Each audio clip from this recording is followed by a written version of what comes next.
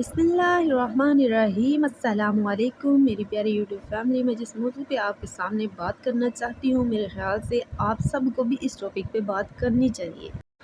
हमने अपने बड़ों से सुना है कि पहले जो ज़माना होता था उसमें कुछ लोग पढ़े लिखे होते थे और कुछ नहीं भी होते थे, लेकिन ये जो ज़माना है इसमें सब पढ़े हैं, कुछ ना कुछ तो जानते ही हैं। सबको पता है कि हमारे प्यारे आका अलैहिस्सलातु वस्सलाम का जो तरीक़ा ज़िंदगी था वो क्या था। आका अलैहिस्सलातु वस्सलाम के पास कुल अख्तियार थे। आप तो अपनी इतनी प्रॉपर्टी बनाते, इतनी बनाती कि जितने भी सदात बाकी आने थे वो सब बैठ के खाते। लेकिन आपके पास जो भी आता आप सब कुछ सखावत कर देते थे और अपने पास कुछ भी नहीं रखते थे। तो इधर ये जो हमारे हक खतीब साहब हैं, इनका तरीक़ा ज़िंदगी देख लें। ये अल्लाह तबारक ताला के वली बनते हैं, ये अल्लाह तबारक ताला के मानने वाले बनते हैं। इनका लिबास देख लें, रोज़ नया स्टाइल होगा। और इनकी प्रॉपर्टी देख लें, मेरी तो गिनती से बाहर है, शायद आप लोगों की नॉलेज में हो कि किस कदर है। और ये जो इनका दम दरूद करने का और लोगों के ऊपर पीरी मुरीदी करने का तरीक़ा है, ये तो जहान से वखरा है। इनका तरीक़ा सारी दुनिया देख रही थी मगर किसी ने आवाज़ नहीं उठाई। ये आँखों से ज़ंजीरें निकालना और मुंह से कील निकालना और व्हील चेयर से खड़े कर देना, ये सब लोग देख रहे थे, बातें कर रहे थे कि ऐसा कोई पीर है, ऐसा कर रहा है, लेकिन कोई आवाज़ नहीं उठा रहा था कि ये नहीं, ये इस तरह नहीं होता।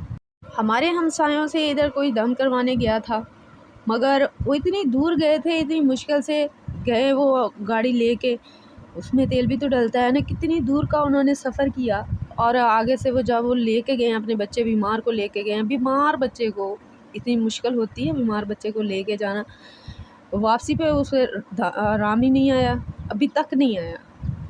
अगर आवाज़ उठाई है तो इस भाई इकरारुल हसन ने उठाई है, बहुत अच्छा किया है। ये दम दरूद करें, ये पीरी मुरीदी करें, लेकिन एक हद तक।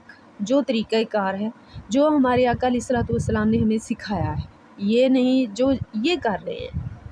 इस भाई साहब ने तो आवाज़ उठाई, कुछ अर्सा ये बात चलती भी रही, लेकिन अब बहुत ज़्यादा दिलचस्पी कुछ अर्सा पहले ख़त्म भी हो गई थी इसमें। लेकिन अब फिर दोबारा इसने खुद केस किया है हक खतीब ने इस भाई पे। तो अब फिर देखते हैं ना कि अब असल जो बात है वो सामने आएगी। अगर तो ये भाई साहब सच्चे हैं, भाई इकरारुल हसन, तो भी पता चल जाएगा। अगर हक खतीब वाकई सब कुछ कर सकता है, उसके पास अल्लाह तबारक ताला ने वाकई इख्तियार दे दिए, तो वो भी सामने अदालत में आ जाएगा। इस बात की तह तक हर मुसलमान को पहुंचना चाहिए। सबसे पहले इस मामले को समझने के लिए इस भाई साहब का ये व्लॉग थोड़ा सा देख लें और आपको बाकी बात समझ आ जाएगी। बिस्मिल्लाहिर्रहमानिर्रहीम। अस्सलाम वालेकुम जनाब। बहुत ही मज़ेदार किस्म का व्लॉग है, इसलिए कि हक खतीब ने मेरे खिलाफ FIA के ज़रिए अदालत में केस कर दिया है और अब हक खतीब फ्रॉडिया पाकिस्तान की अदालतों में ये साबित करेगा कि उसे नमाज आती है या नहीं, वो कुरान पढ़ सकता है या नहीं, वो व्हील चेयर से किसी मरीज को शुफ शुफ करके खड़ा कर सकता है या नहीं, किसी की आंख से जंजीर निकाल सकता है, मुंह से कीलें बरामद कर सकता है या नहीं। अब सब कुछ अदालत के रूबरू होने जा रहा है। हक खतीब खुद अपने बिछाए हुए जाल में फंस गया है और अल्लाह ताला की जात बहुत बड़ी है। अब तक हम हक खतीब के पीछे पीछे भाग रहे थे कि ये हमारे सवालात के जवाब दे। हक खतीब ने खुद हमारे खिलाफ केस करके हमें अब वो मौका फराहम कर दिया है कि हम अदालत में इस जालसाज को, इस शोबदेबाज को फ्रॉडिया, झूठा, मक्कार और 2 नंबर इंसान साबित करें इंशाअल्लाह। तो जरा सबसे पहले आगाज करते हैं सबसे मजेदार चीज से। हक खतीब के दस्तखत देखिए कि जिनके जरिए हक खतीब ने ये मुकदमा मेरे खिलाफ दायर किया है। तो आपको अंदाजा होगा कि इस शख्स की तालीमी काबिलियत क्या है, इस शख्स की जहनी हालत क्या है। इसके दस्तखतों से ये वो दस्तखत करने वाला आदमी है कि जिसे इस मुल्क में उलमा मशाइख कॉन्फ्रेंस में आर्मी चीफ और वजीर आजम की मौजूदगी में सबसे पहली नशिस्त पे बिठाया गया था।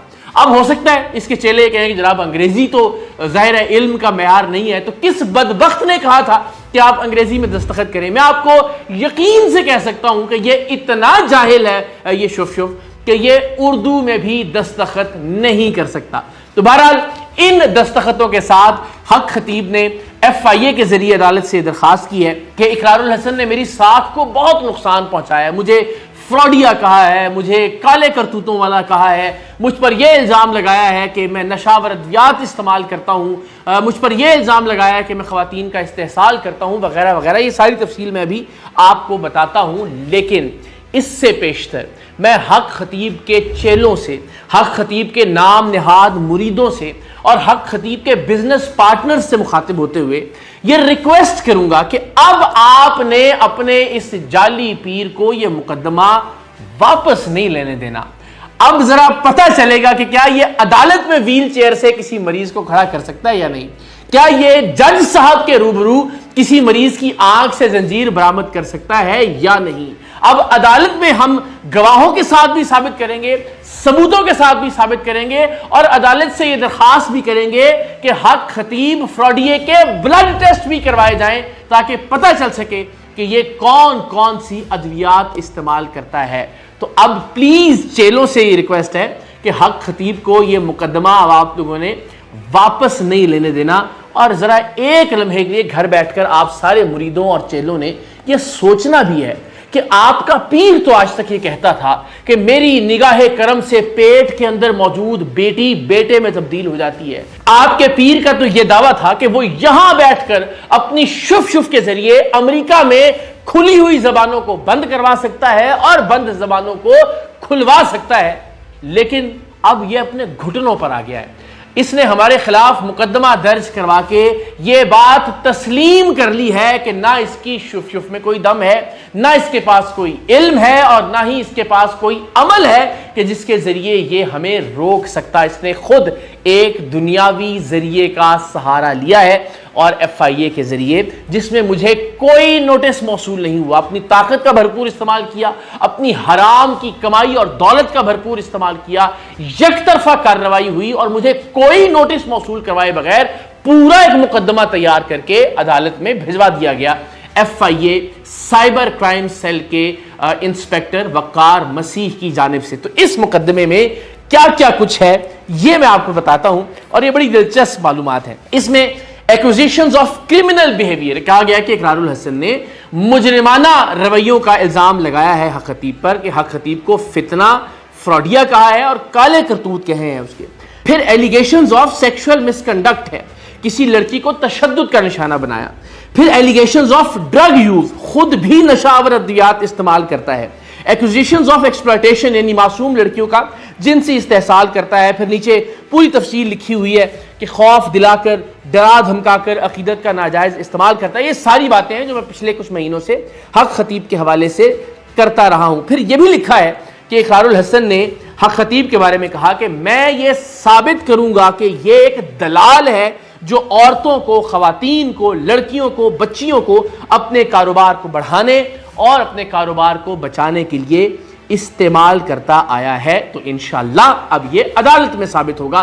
ایسی بہت ساری ویڈیوز جو ہم سوشل میڈیا پر پوسٹ نہیں کر سکے، بہت ساری وجوہات کی بنا پر، بہت ساری خواتین جو ان ویڈیوز میں تھیں یا جن کی آوازیں ان ویڈیوز میں تھیں، ان کی درخواست پر ہم نے ان ویڈیوز کو استعمال نہیں کیا. لیکن اب وہ عدالت میں تو سبمٹ کروائی جائیں گی اور عدالت میں یہ ثابت ہوگا کہ یہ کس طرح سے خواتین کا استحصال کرتا رہا ہے. پھر لکھا گیا ہے کہ حق خطیب نے یہ ثابت کیا ہے کہ اس سے بڑا بے غیرت اس جہان میں کوئی نہیں ہے. تو یہ بات تو بالکل ٹھیک ہے اور میں اس پر قائم ہوں.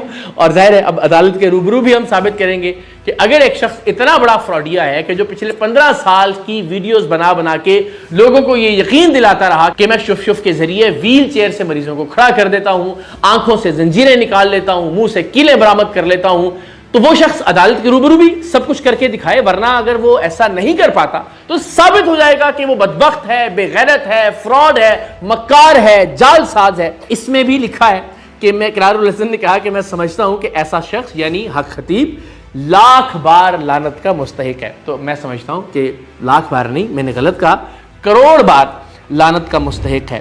اچھا، پھر ایک اور ویڈیو کا حوالہ دیا گیا، اس میں کہا گیا کہ اقرار الحسن نے کہا حق خطیب کے بارے میں کہ اس میں تھوڑی سی بھی غیرت ہوتی تو یہ شاید اپنے آپ کو مار چکا ہوتا، لیکن یہ بے غیرتی کی ساری حدوں کو کراس کر چکا ہے اور میں اس کو زندہ دیکھ کر حیران ہوتا ہوں.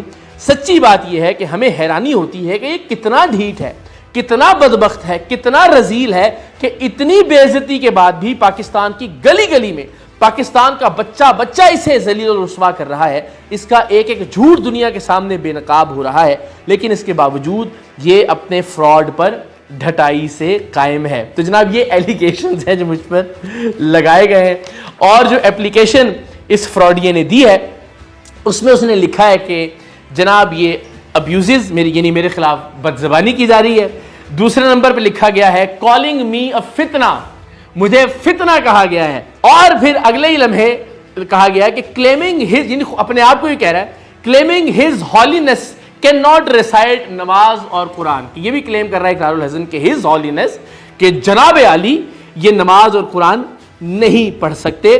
پھر یہ بھی کہا گیا کہ میری جو پرسنل پراپرٹی کے ڈاکومنٹس ہیں، پرسنل پراپرٹی جو ختم نبوت کے نام پر لی گئی، ختم نبوت کے سینٹرز بنانے کے نام پر، اس کی تفصیلات بھی انشاءاللہ العزیز اب عدالت میں ڈسکس ہوں گی، اور اس بدبخت کو بتانا پڑے گا کہ ان پراپرٹیز کو خریدنے کے لیے اس کے پاس پیسے کہاں سے آئے، یا پھر کن لوگوں نے یہ پراپرٹیز اس کے ذاتی نام پر کروائیں، کس مقصد کے لیے، یہ تفصیلات بھی انشاءاللہ العزیز عدالت کے روبرو آپ سب کے سامنے آئیں گی۔ ایک اور درخواست جو اس سارے مقدمے میں منسلک ہے، اس میں یہ ریکویسٹ کی گئی ہے کہ اقرار الحسن ایک فورس تشکیل دے رہا ہے میرے اڈے کے خلاف کارروائی کے لیے، تو کلر سیدہ پر اور بلاوڑا شریف پر مجھے سیکیورٹی فراہم کی جائے۔ یعنی وہ بدبخت جو پچھلے 12-15 سال لوگوں کو سیکیورٹی کے اور حفاظت کے تعویذ بیچ بیچ کر اپنا پیٹ پالتا رہا ہے، آج وہ حکومت سے سیکیورٹی مانگ رہا ہے، آج وہ پولیس سے سیکیورٹی طلب کر رہا ہے۔ شرم سے ڈوب کے مر جانے کا مقام ہے اس بدبخت کے لیے بھی اور اس کے چیلوں کے لیے بھی کہ جو آج تک دنیا کی مشکلات حل کرنے کا دعویٰ کرتے رہے، اور جب میں ایک مشکل بن کر اس پر پڑا ہوں تو یہ بھاگ کر عدالت چلا گیا ہے اپنے ٹوٹے پھوٹے دستخطوں کے ساتھ۔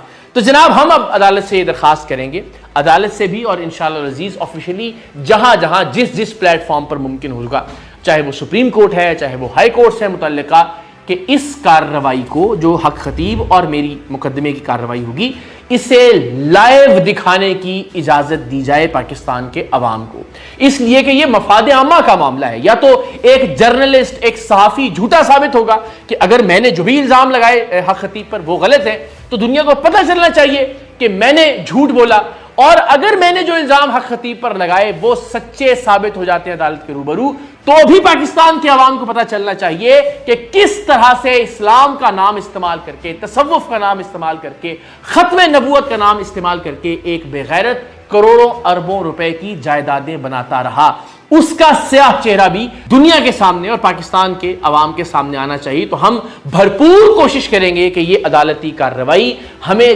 لائیو دکھانے کی اجازت مل جائے۔ ہم نے عدالت میں حاضر ہو کر اپنے دستیاب ہونے کا یقین دلا دیا ہے۔ گزشتہ روز ہم راولپنڈی کی جو متعلقہ عدالت ہے وہاں حاضر ہوئے، لوگوں نے بھرپور استقبال کیا، صحافی بھی موجود تھے۔ تو اب جب تاریخ پڑے گی، ظاہر سوشل میڈیا بھی، مین سٹریم میڈیا بھی وہاں آئے گا اور دیکھے گا کہ حق خطیب کس طرح سے خود کو آ کر سچا ثابت کرتا ہے۔ کیا وہ عدالت کے روبرو نماز اور قرآن سناتا ہے؟ کیا وہ کسی مریض جو کہ جس کا تعین عدالت کرے گی اس کو ویل چیئر سے کھڑا کر پاتا ہے؟ کیا وہ کسی مریض کی آنکھوں سے زنجیر نکال پاتا ہے معزز جج صاحب کے سامنے؟ کیا وہ بلڈ ٹیسٹ کروانے پر رضامند ہو جاتا ہے کہ جس کے ذریعے یہ تعین ہوگا کہ وہ کون کون سی ادویات اور کون کون سی نشاور ادویات استعمال کرتا ہے؟ اب ہر تاریخ پر انشاءاللہ العزیز ایک نئی ڈیولپمنٹ ہوگی، ایک نئی خبر ہوگی اور ایک نیا چیلنج ہوگا ہماری جانب سے حق خطیب فراڈیے کے لیے۔ تو جناب حق خطیب خود گھیر گھار کر خود کٹہرے میں آ گیا ہے۔ اللہ تعالیٰ کی ذات بہت بڑی ہے۔ انشاءاللہ العزیز اب عدالت کے روبرو ایک ایک فیکٹ، ایک ایک حقیقت آپ کے سامنے آئے گی۔ اپنی طرف سے اس نے اپنے جو اس کے پشت پناہی پر طاقتور شخصیات اور طاقتور ادارے موجود ہیں ان کا استعمال کرتے ہوئے، یک طرفہ کارروائی کرتے ہوئے ہمیں یہ FIA کی کارروائی میں انوالو کیا، لیکن الحمدللہ اب یہی جال حق خطیب کے اپنے ارد گرد بنا جائے گا اور پاکستانی قوم دیکھے گی۔ چند مہینے لگیں گے انشاءاللہ العزیز، آپ کے سامنے ایک ایک حقیقت آ جائے گی کہ حق خطیب خود کو عدالت کے روبرو سچا پیر ثابت کر پاتا ہے یا نہیں۔ تو جناب وہ معاملہ جو شاید اپنی دلچسپی کھوتا چلا جا رہا تھا، اسے حق خطیب نے خود ایک زندگی بخش دی ہے۔ اب ہم انشاءاللہ العزیز ہر پیشی پر حاضر ہوں گے، ہر پیشی پر درخواست کریں گے عدالت سے کہ جناب ہم نے جو الزامات لگائے ہیں ہم ان کے یہ ثبوت، یہ گواہ آپ کے سامنے رکھ رہے ہیں، لیکن آپ حق خطیب کو بھی بلائیں اور حق خطیب سے بھی کہیں کہ وہ خود کو سچا پیر، قلندر دوراں، ولی کامل ثابت کرے، مریضوں کو ٹھیک کر کے دکھائے عدالت کے روبرو، اپنے بلڈ ٹیسٹ دے، نماز پڑھ کر دکھائے، قرآن مجید پڑھ کر سنائے، اور اللہ کرے ہمیں اجازت مل جائے کہ یہ ساری کارروائی پاکستانی قوم لائیو دیکھے بصورت دیگر۔ انشاءاللہ العزیز سوشل میڈیا کے توسط سے، مین سٹریم میڈیا کے توسط سے، رپورٹرز کے توسط سے آپ کو ہر پیشی کی تازہ ترین اور مزیدار معلومات ملتی رہیں گی۔ انشاءاللہ العزیز پاکستان کی عدالتوں میں بھی حق خطیب ذلیل و رسوا ہوگا، جس طرح پاکستان کی گلی گلی میں، پاکستان کے محلے محلے میں، پاکستان کے گھر گھر میں اللہ تعالیٰ نے ذلت اور رسوائی حق خطیب کے مقدر میں لکھ دی ہے، اس لیے کہ اس بدبخت نے ختم نبوت جیسے پاکیزہ مقصد کو اپنی دولت بڑھانے کے لیے استعمال کیا، اس لیے کہ اس نے غریب اور لاچار مریضوں اور مجبوروں کا استعمال کیا اپنی کمائی کے لیے۔ جی تو پیاری یوٹیوب فیملی، آپ نے ویلوگ دیکھا اور اس میں آپ نے بھائی صاحب کی باتیں سنی ہیں۔ اب آپ نے ان ویڈیو کو دیکھتے رہنا ہے اور ان کے ساتھ رہنا ہے، اور آپ کو سب معاملہ سمجھ آ جائے گا اور بلکہ سامنے آ جائے گا۔